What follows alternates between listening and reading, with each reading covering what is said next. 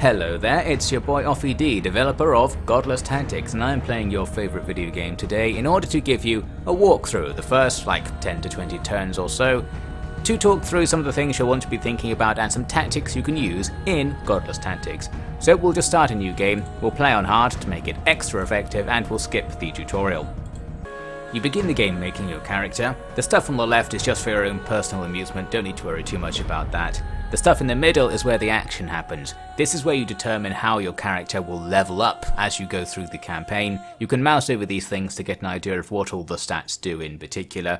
In this case, I'm going to make a character who is a glass cannon type archetypal character. So we're going to have no health, we're going to have no defense, we're not going to have speed either. Speed determines how you can sometimes get multiple attacks per turn, but we're making a sniper type character, so basically we're going for one big attack each turn.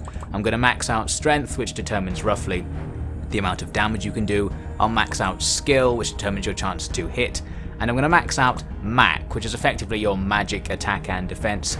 And over here on the right for my character perk, I'll be picking can-equipped mechanist weapons. This basically allows me to use magical equipment, and magic attacks are often effective against enemies that are good in physical combat, so this character is going to be really good offensively against anything really, but really bad defensively. I've got 2 points remaining, so we might as well just pop something off. Let's have a tiny bit of health and defense, just in case we do get hit. With our high skill, we're less likely than most characters to get hit, but of course other enemies will also have 5 skill growth and will be able to hit us with reasonable likelihood, so we still need to play carefully. The boost stat increases the stats of nearby characters for 1 turn if you use an action called boost in battle. I'm going to pick skill because skill is what determines how likely you are to hit things, and it's always handy to be able to increase your skill on a character. If you want to play things safe and not take, say, like an 80% chance to hit attack, you can boost them up so it's 100% or something like that. But you might want to go for attack to actually kill enemies, or speed to try and land multiple hits in the same turn. Really, there's no correct answer there. As mentioned, we're going with mechanist weapons for the perk. Again, the other two are perfectly useful for other cases, just depends what you want to do.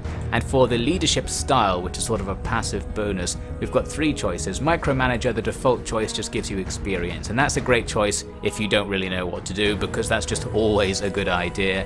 Then there's Guerrilla. This is a bit more technical.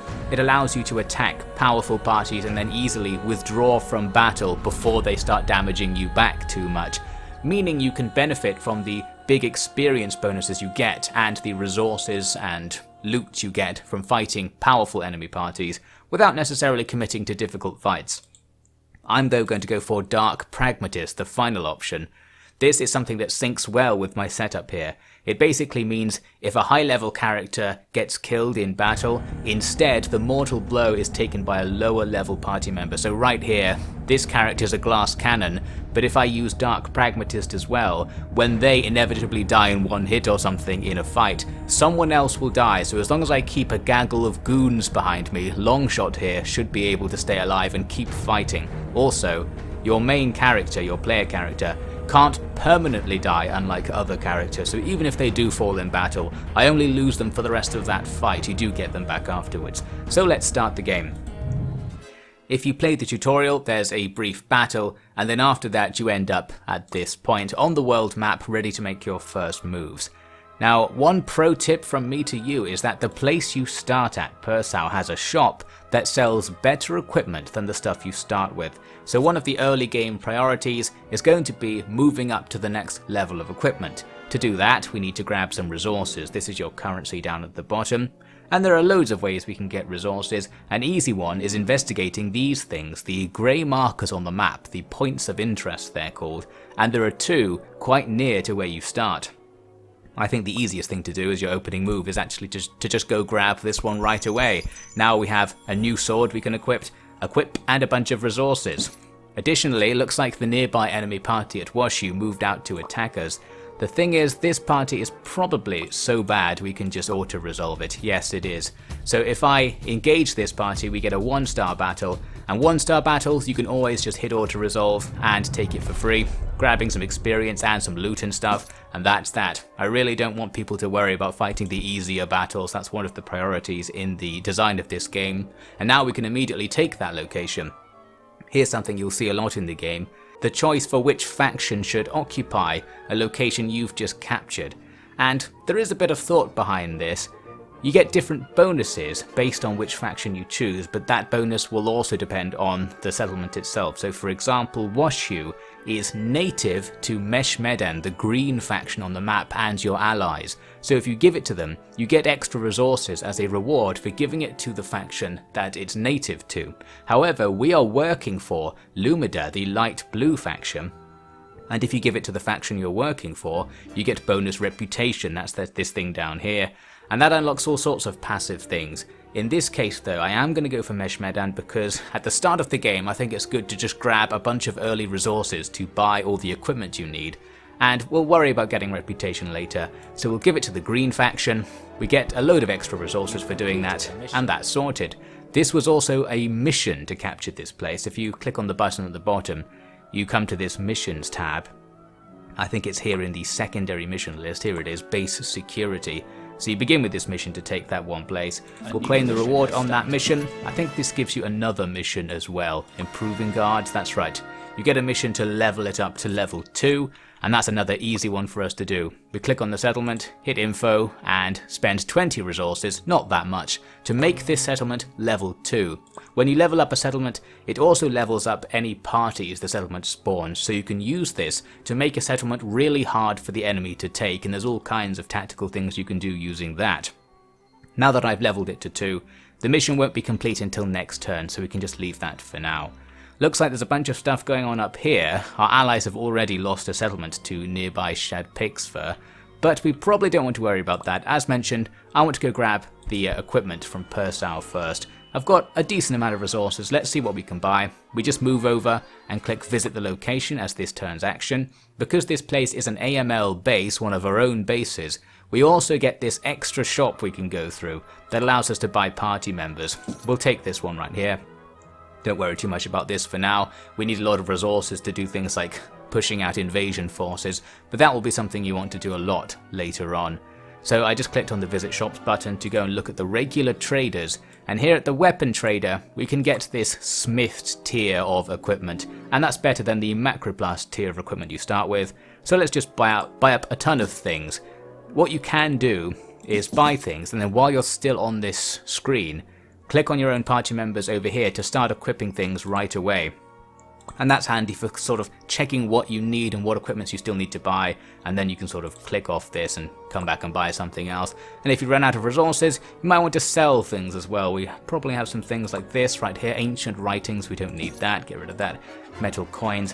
When you defeat enemies, they'll be dropping loot items, things that are just for sale, so get rid of them and keep things like first aid equipment or things that boost your stats, like these things that are for sale over here.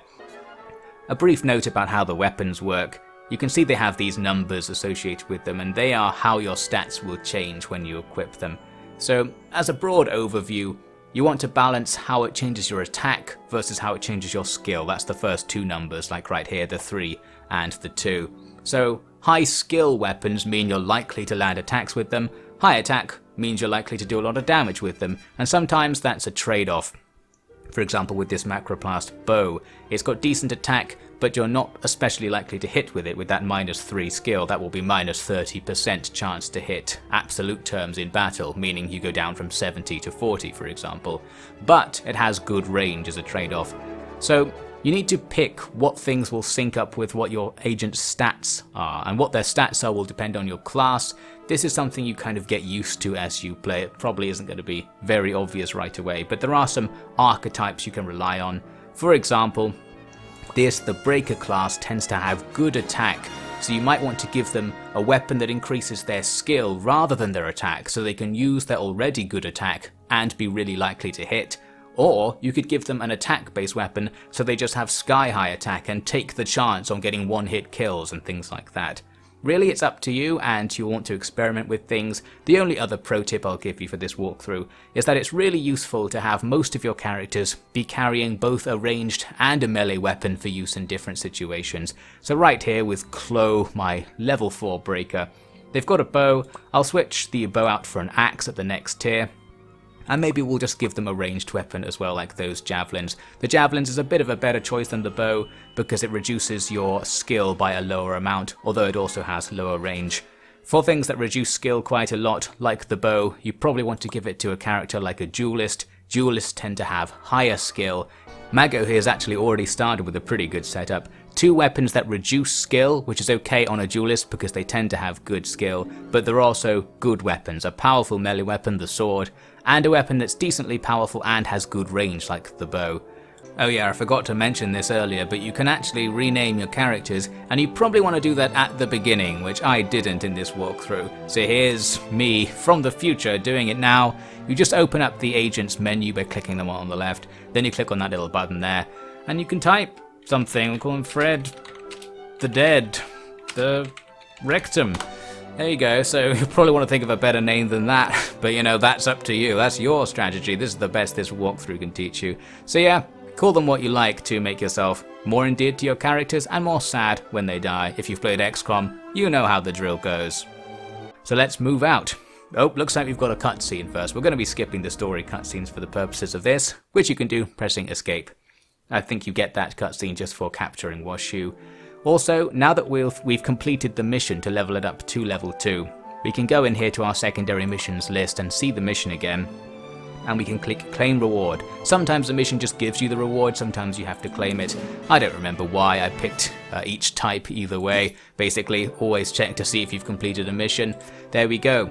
One reward you get for completing that mission is it also levels up Washu a bunch more times to help defend your starting area, although because we're playing on hard difficulty, we may not be able to defend the starting area very easily, since the enemies will be more powerful and there'll be more of them. We shall see. Gonna move up to here. This party might come and attack me, but if it does, we can probably beat it.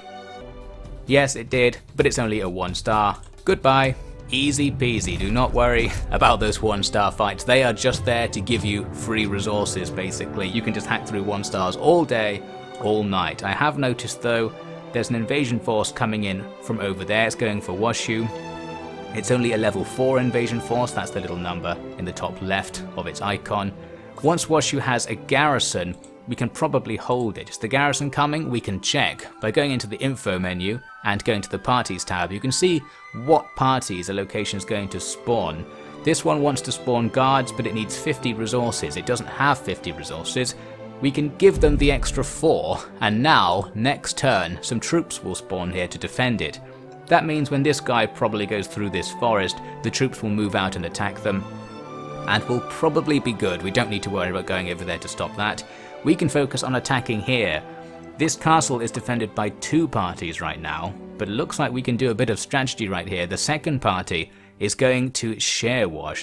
That's over here somewhere. You get the intel on a party if it spawns near to you. This is an invasion force type party, so we can basically guess it's going to attack an allied settlement somewhere around here. Take a look around and see where it is. Now that we know this party is going to the left, we can say, well, we might as well wait for it to move off, then we'll attack the castle, because if I attack the castle right now, this other party will also be involved in the fight. Fights draw in parties that are adjacent to them. While that fight would actually be perfectly winnable and a great chance to get a load of experience, for the sake of demonstrating the strategy that you'll want to use throughout the campaign, let's just stand next to them for a bit and see if that guy moves off. Here's the invasion coming in down at Washu, and off they go. That looks good. Now we can move in and fight a force that's only half as big. Yoink, easy peasy. This time we have the choice to give the settlement over to unaligned peoples. That's because this place is native to unaligned peoples, represented by the happy face, so again, I can give it to them to grab the resources bonus, and I think I will. This way, if I go back to my base, I can probably gear up the rest of my party now. Oh, looks like the AI, the Yumba forces, the red faction, have gone through a big push event. A big push event will level up all invasions that are on their way into current targets. So this previously level 4 invasion is now a level 7 one, meaning it might be able to take down these level 8 defenders. One thing we can do to counteract that is make these guys stronger, and to do that we level up the location. It's going to spend some of my precious resources, but just the one might be enough. Now it's leveled up and there's a level 9 party here. And doing that also adds an AML mercenary to their party. So they now have one extra guy than those attacking enemies, and they're slightly higher level on average. They probably can't get past both these guys and the small party defending my base. This area might be okay. Let's gamble on it being okay and just move on. Let's go grab this next castle over here. Taking castles, or forts these actually are, is very important because this type of location can spawn invasion forces. You can see it right here in the list of things that Shad Pakesfur is trying to spawn.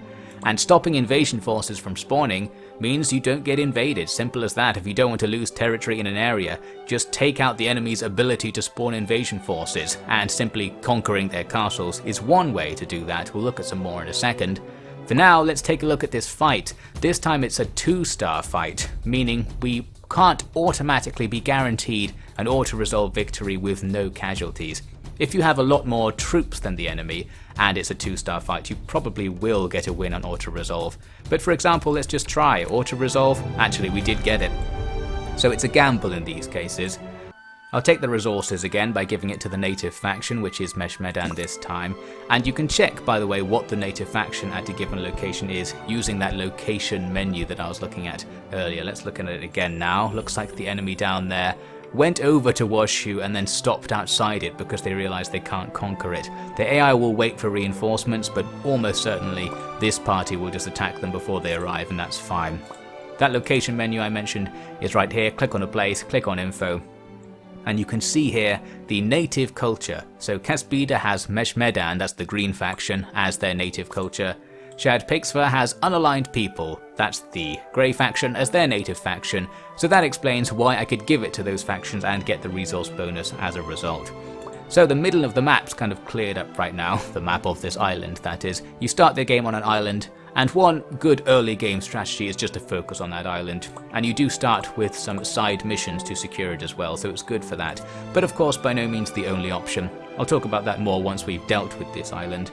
We need to go back to base because I want to get some more equipment. It's going to take several turns to get there, but we can take a bit of a shortcut by just right-clicking next to the place we want to go, and it will automatically path us there over the course of a couple of turns. That means you just don't need to pay too much attention while you're moving over long distances. Looks like our allies did bring down the enemies in front of us, that's handy. Now we can safely move in. And overall, the island isn't going to fall to Yumba anytime soon, that's the red faction, because their invasion forces in the area are gone. We've got time to waste over here at our base. Let's grab another party member, taking us up to 10. 10 is the amount of characters you can field in a manual battle, so that's a good target to go for to begin with. And I'm going to go to the shop and pick up a couple of those crossbows I was talking about earlier. Let's throw out some axes or something. With all this equipment, I should be able to gear up my team to be pretty much at the next tier of equipment, and that does make a big difference in fights. Getting a higher tier of equipment than enemies that are at the same level as you will mean things are going to go much easier, because even one extra point of damage can make the difference between taking an enemy out of the fight, and one extra point of skill can make the difference in actually hitting them, so it's all worth it. Okay, we're good to go, we've got no resources. It's time to focus on taking the island. To take the island, we'll want to take out the 2 key locations that were mentioned in this little side mission here. Those are Aglivy and Portiscrew, and they're right here and here. As mentioned earlier, we may also want to think about taking out anywhere that can spawn an invasion force, so they can't take anything back. Those places would be Clarifer and they would be Nordiberg. We actually can't check the info to see what they can spawn because we haven't been near enough, but for the purposes of knowing what parties they spawn, it's always the same based on settlement type. So Clarifer is a fort, Shad Pakesfur, which we do know about, is a fort, so we can see forts can spawn invasion forces. That means we know taking out Clarifer will stop the enemy from invading some of the nearby locations, and that's a good idea. I should mention also, by the way, that the Grey faction, the unaligned peoples, doesn't spawn any parties. They are just there in the background, so don't worry about the Greys getting up to anything. There's an invasion force trying to walk past me. I'll cancel my move, which takes me back to the start of my move at the previous turn, or the start of this turn, I should say. In order to investigate what's going on here, they're going for Caspida. Looks like that force would be able to take this green fort over here, and here's the kind of strategic decision you'll need to make throughout the game. Essentially, do I bother trying to stop them? Because you really don't need to keep all of your territory, you just need to win. So if you don't think you can take that fight, or you just simply don't want to, then don't worry too much about losing territory. Obviously, if you keep losing territory, that's going to be a problem, and we'll look at the larger theatre of war in a second to talk more about that. In this case, it probably would be a good idea to try and bring these guys down. They're not all that weak. They've got guys who are at similar levels to us, but we have better weapons than them because I've been through and made all the upgrades to the next tier. So we can probably bring them down. Let's take a very brief look at a standard and relatively easy fight. The biggest pro tips for fights, especially ones that are going to be quite easy, is to hold shift when giving your movement orders. That allows you to make the order instantly like this. If you don't do it, you get the more standard turn-based tactics game thing where you move and then you pick what to do. Holding shift automatically picks either boost or wait. Boost increases the stats of adjacent allies for 1 turn, which you might as well do if you're going to wait anyway, it's better than waiting, and it will pick wait if there's no one to boost. So let's just form up in a blob right here. We're going to need to advance through the enemies. It works like in Fire Emblem, where as you approach enemies they become aggroed, so these guys at the back won't attack us too much as we're attacking the guys at the front. However, because we're playing on hard difficulty, it's going to be a little bit more complicated than that, because the AI will tend to more actively resist you and bring up the guys to fight once the aggroing starts. If you're playing on normal or easy, it's going to be less of that. There's going to be less of that, in that generally you'll only be fighting the enemies directly in front of you. So yeah, it looks like the enemy are bringing up pretty much everyone from the back. Yes, I think I've aggroed the entire enemy party. That means we want to kill them fast before they gang up and match our numbers, and we've got perfect chances like this. You'll see this throughout the campaign and throughout the manually resolved battles. Taking down single enemies in a party 1 turn at a time is the way to safely work through a party that's roughly as strong as yours without just kind of sort of mashing into each other and taking equal casualties. So right here, we might as well use our main character Longshot. We have to decide if we're going to attack with our crossbow or our polearm, and you're free to check both. I can move next to them and say like attack, take a look at what it's going to be like, see that while we're guaranteed to hit we won't kill him in 1 hit. I can say no, I won't do that. How would it be if instead I just moved a bit further away and then fired a crossbow bolt instead? Looks like I would kill them in 1 hit, but this time I'm not guaranteed to hit, and they will be hitting back. Looks like with their hits back they could kill me since I'm a glass cannon, so we want to be careful here, and here's a time where boost is the perfect action to use.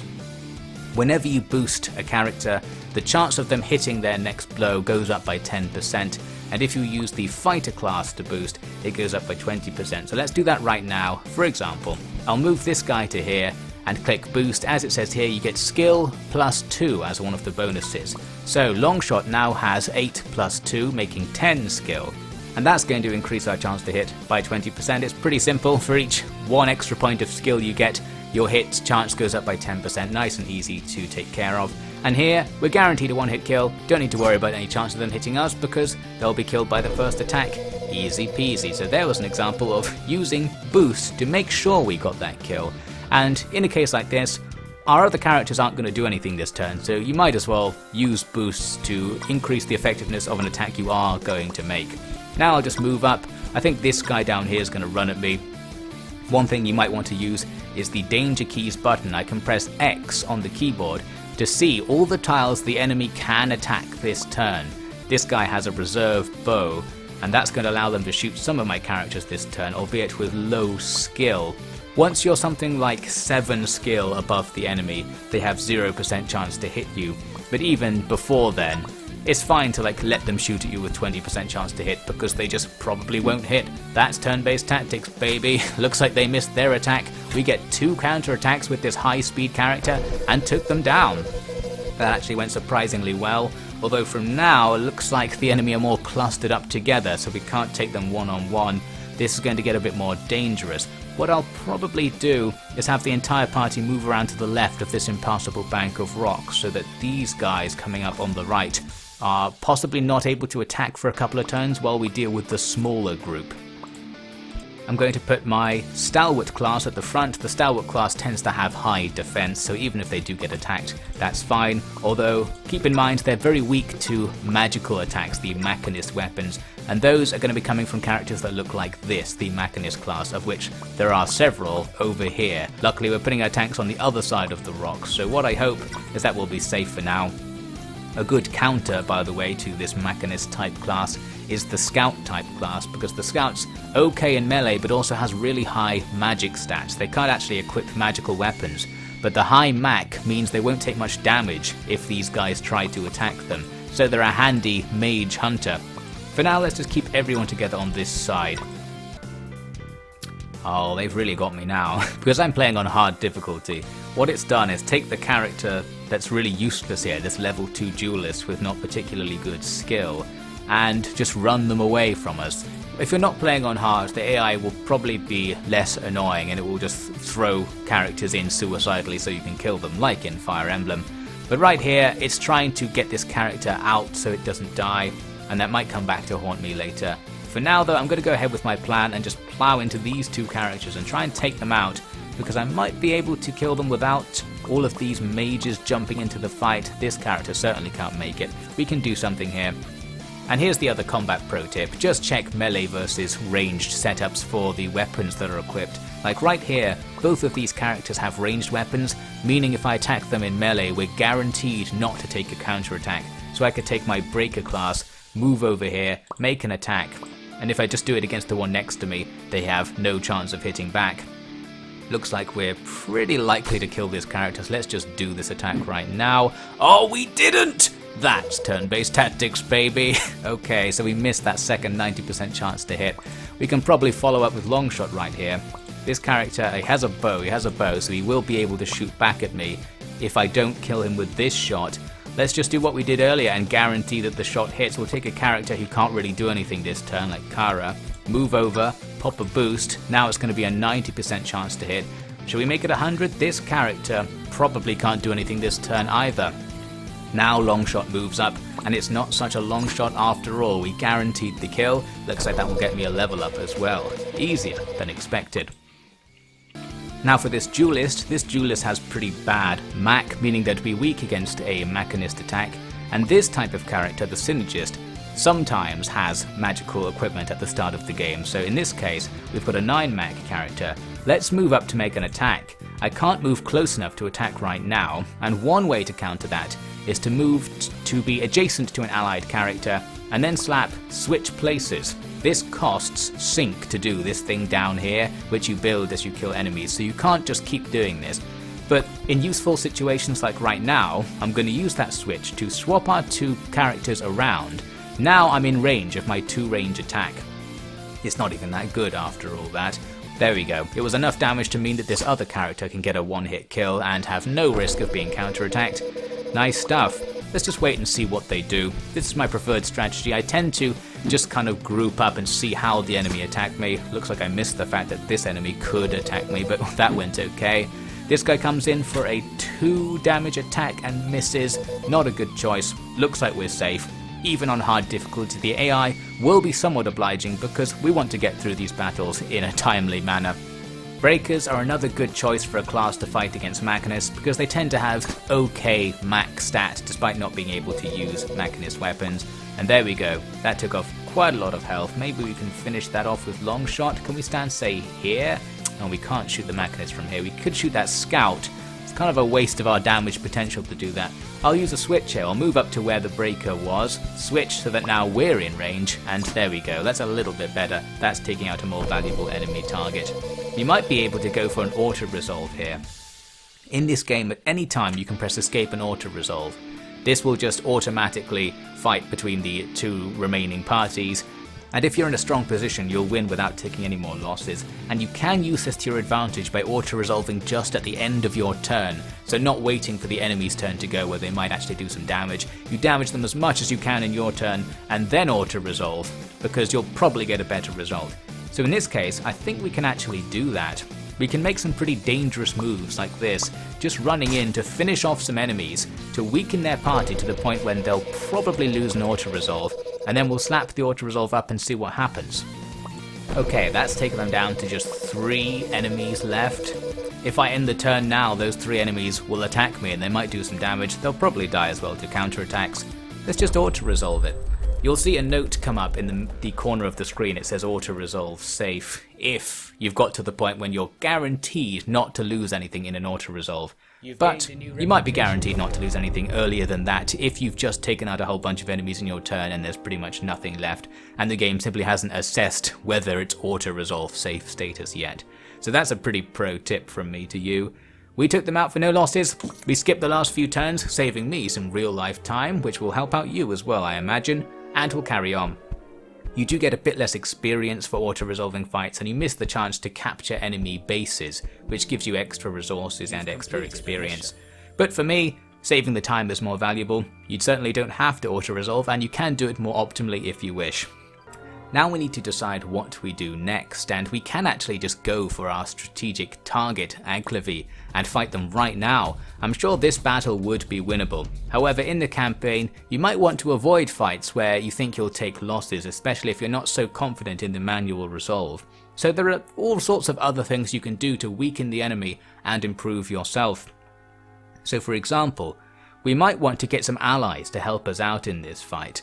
Here are some allies over there. They're too far away to help us. Ordinarily, when you're close to allies, you can click talk and ask them to come with you. I'll demonstrate that in a second, but we want to get some allies over here. So we could get some allies by just taking somewhere that's low level and then giving them some resources so they spawn a party. And then we could even level up the location to level up the party as well to make our allies stronger.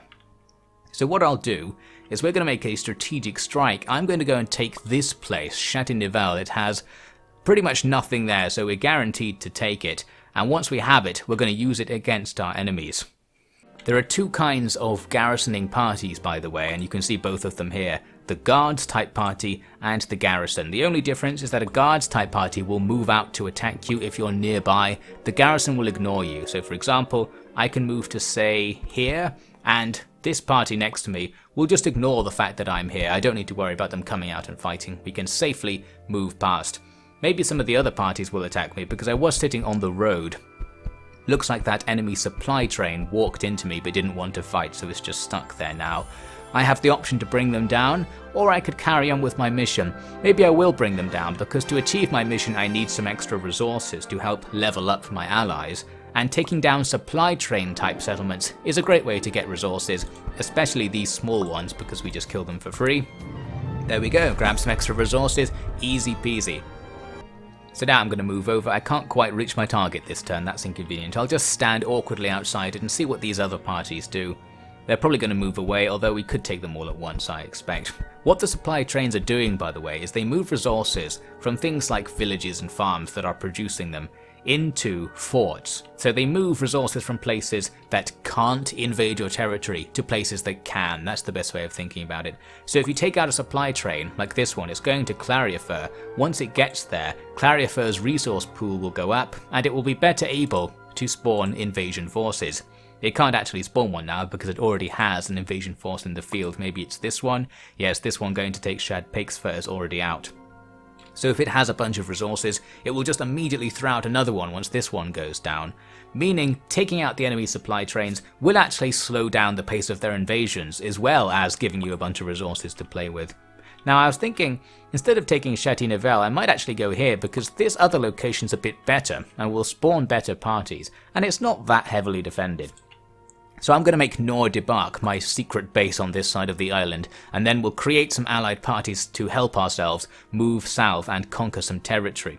That said, might as well take Château-Nivel right now. There we go, let's just gain some extra resources by giving it to the unaligned peoples. That's more like it, those resources will help us out a lot once we go for Nord-de-Bark. Just a 1-star battle, easy, so we'll steal this place. Nord-de-Bark is actually suitable for use as an AML base, so I will turn it to an AML base.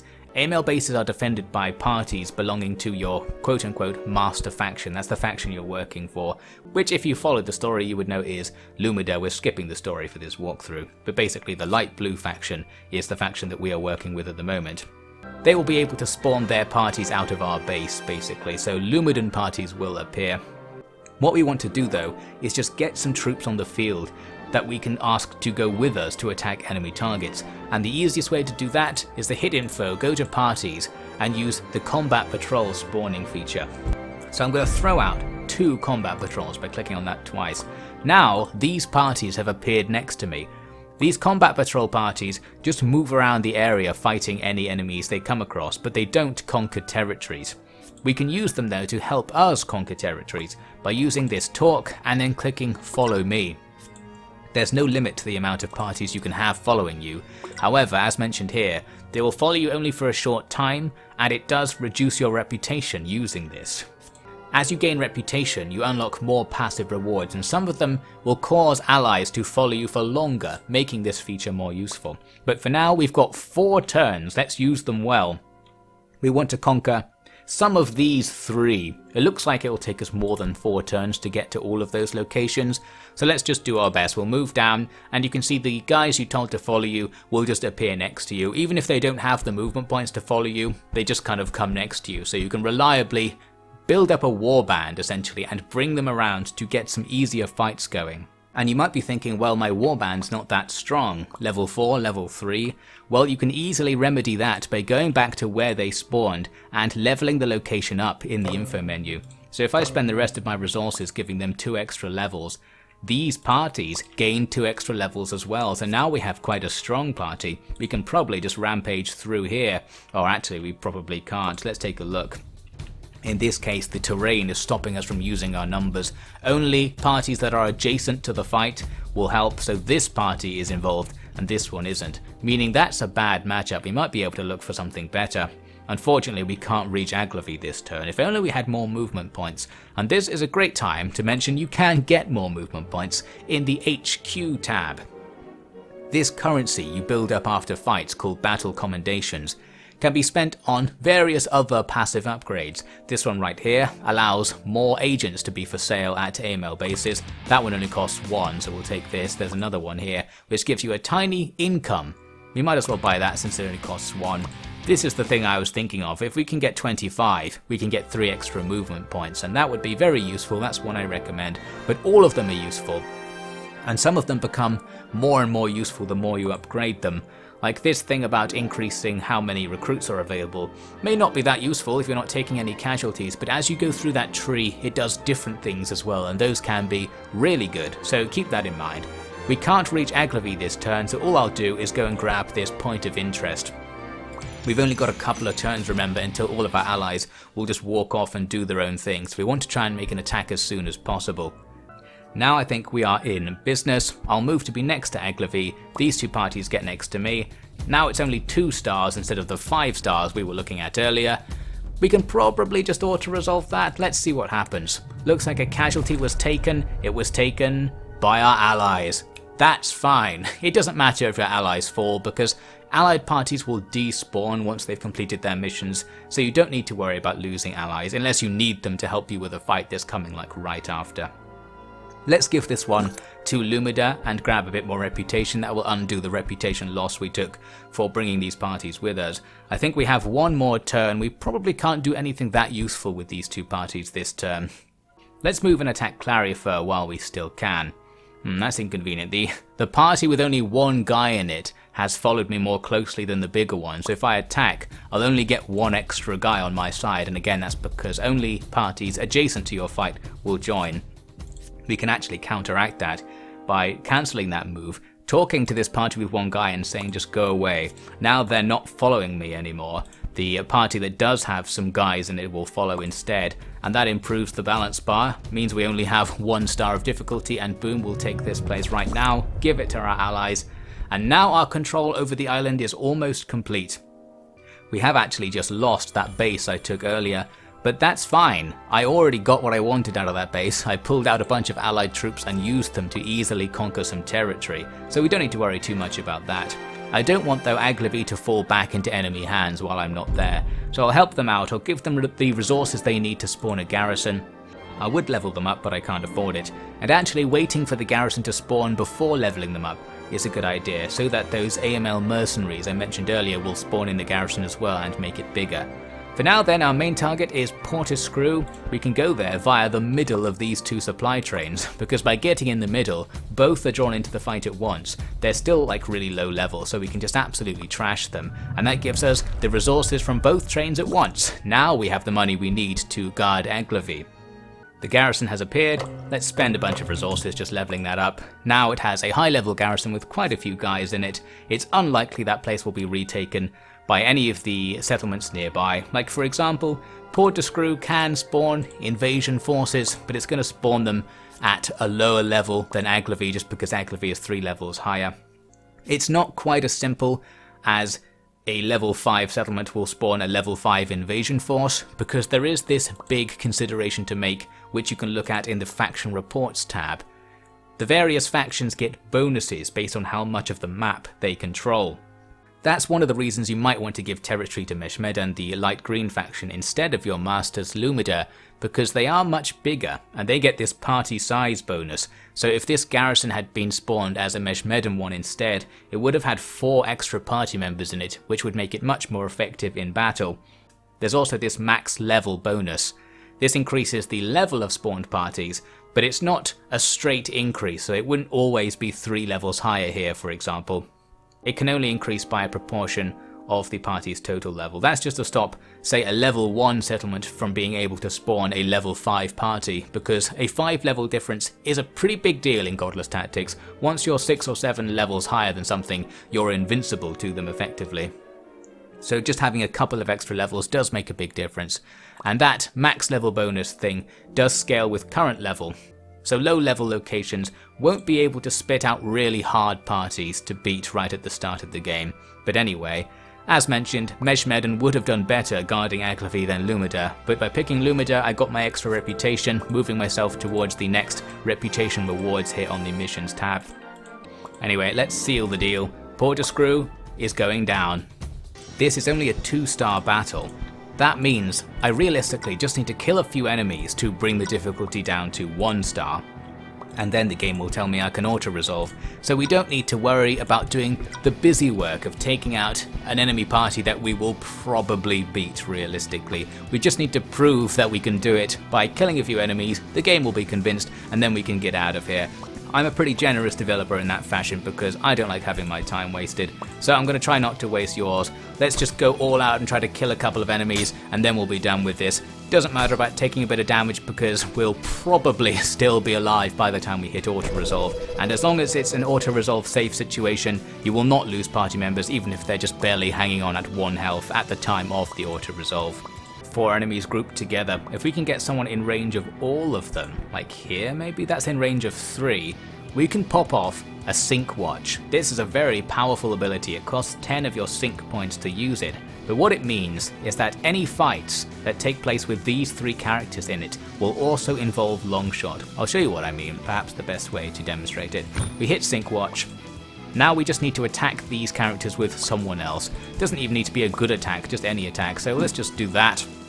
Doesn't matter even if you don't do any damage, the sync watch thing will spawn. We got a little bit of damage, and now Longshot will automatically take an extra attack against that character. So we can use that as many times as we want really, as many times as we can based on how many characters we have available. Let's move in here using a melee weapon to attack this character so they won't be able to hit back, and then Longshot takes their sync watch attack and finishes them off. So I've used Longshot to get like 4 attacks this turn instead of the usual 1. And that's the power of Sync Watch. You just have to look for chances to use it where the enemy are grouped together and they're likely to all be in range of 1 character.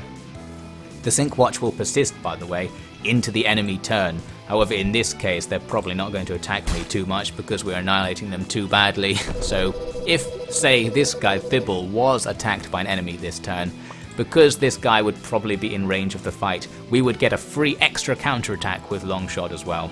So there we go, by the start of the next turn, this little A has appeared, meaning we don't have to keep going. There we go. We've proven that we were going to annihilate them, so we don't have to actually do it. Aren't I nice to you? Let's give it to Meshmedan this time, just for our own personal amusement, and with that done, we will have completed that optional mission to secure this island. You just needed those 2 locations, Aglavy and Portiscrew, to do that. The island isn't particularly secured actually. We'll need to take out Nor Debark, and we need to take out this place across the sea dock line, because both of those places will send invasion forces into the island. But realistically, if we just added a couple of levels to both of these locations, they would just never fall to those lower level invasions and we would be fine. Let's go and complete that mission in here. Looks like I've got a bunch of side missions completed as well, just bagging victories and kills. We'll complete those to get some resources and some gear as well. Thank you very much. And here's that main mission. We'll get a bunch of stuff for that as well. So our reputation has gone up quite a lot. It triggers a story cutscene, which we'll be skipping. And we've got a bunch of battle commendations allowing us to upgrade our headquarters as well. So let's do that right now. HQ, looks like I've now got enough to get these extra 3 movement points, and I do want that, so I'll take that right away.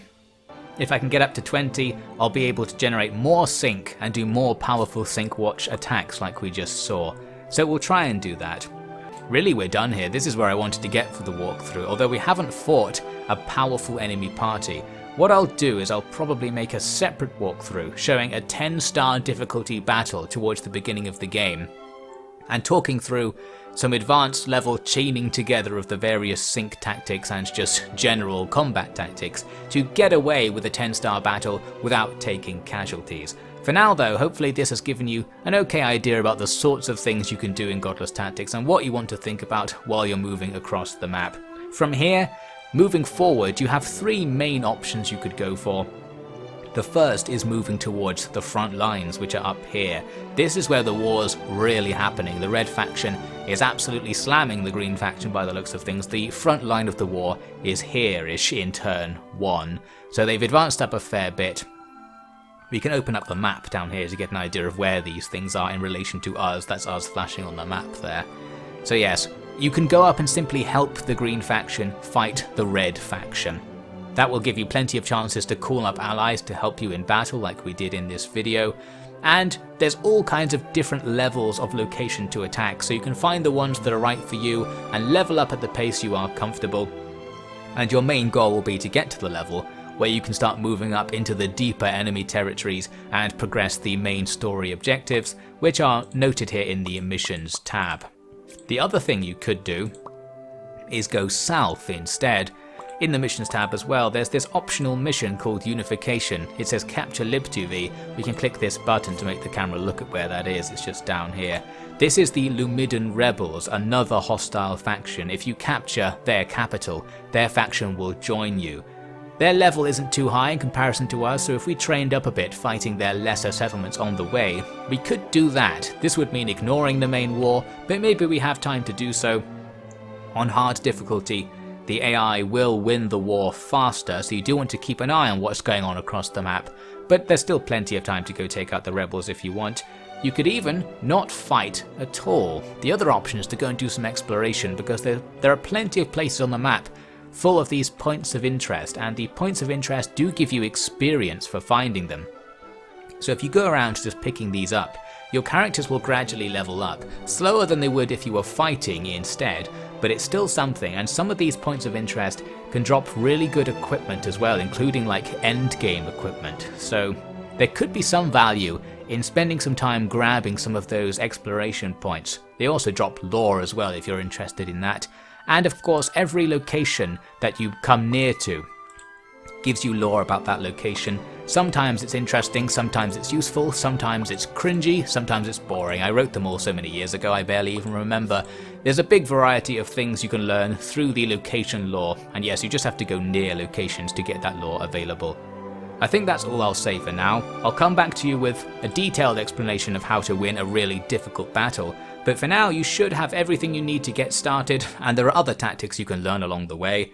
Requesting airlift, that's a handy one. If you want to get to front lines fast, you can jump to allied settlements. It's pretty expensive, so you probably don't want to do that in the early game, but later on you'll have plenty of cash. Like right here, I could jump back to Persau because the Lumidan rebels have sent 3 high-level guys towards me.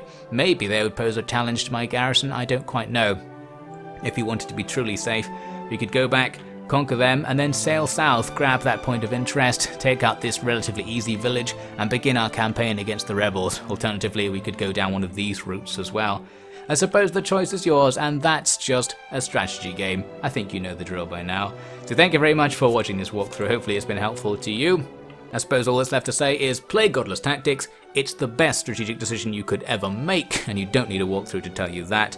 I will see you in another video.